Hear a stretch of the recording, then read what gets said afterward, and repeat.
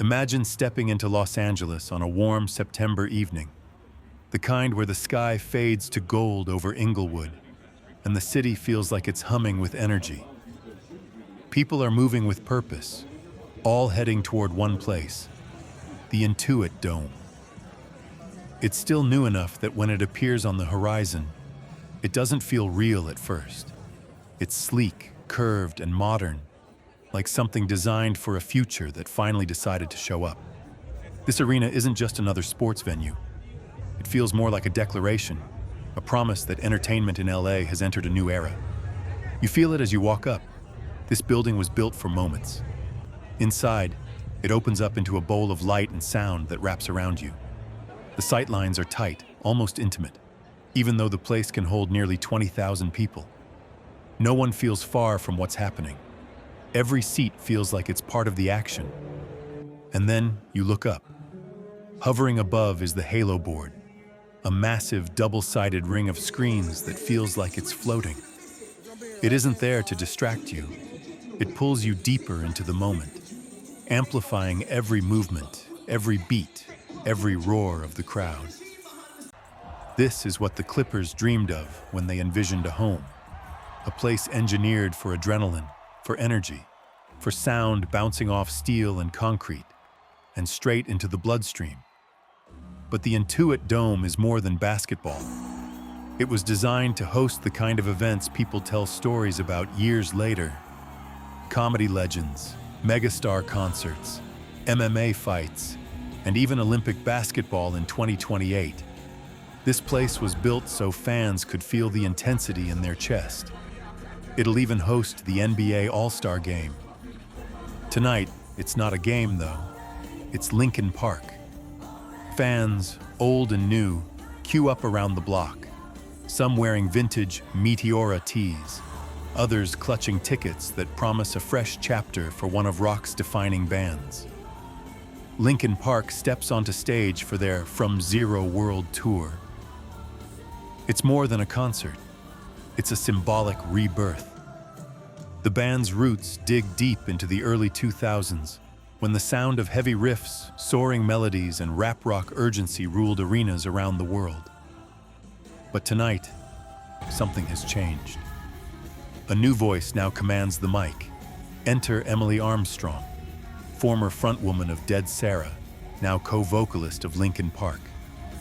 Her arrival in 2024 marked the end of a 7-year silence after the tragic loss of former frontman Chester Bennington, and the beginning of a bold new era. As the lights dim and the opening chords ring out, Armstrong's voice rises, powerful, resonant, commanding. You can hear the echoes of the past, but you feel the boldness of now. Tonight's setlist is a tapestry of the familiar and the fresh. Classics blend with new material from their album From Zero, a title that signals both a return and a renewal. The stage production hits you from all sides. Lasers, smoke, and LED walls pulse in sync with the beat, making the Intuit Dome feel like a living, breathing organism. The crowd roars on cue. Behind the scenes, there's tension.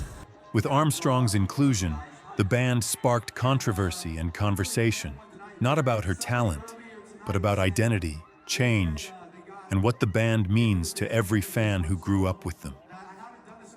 There were people who lashed out because she wasn't a guy, admitted band leader Mike Shinoda in an interview. But tonight, you can feel that tension dissolve into shared sweat, shared anthems, shared history, and hope. As the night climaxes, Armstrong leans into the mic, the crowd erupts, and the Intuit Dome pulses in time with the rhythm of reinvention. Minutes feel like moments, moments like lifetimes. And when the last note fades and the lights come up, something has shifted. Not just for the band, but for everyone who chose to believe in this new chapter. Because tonight wasn't simply a show.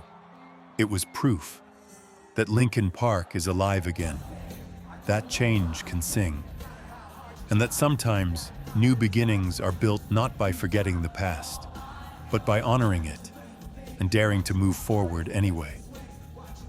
As the crowd floods in for their September show, you can almost feel the building inhale.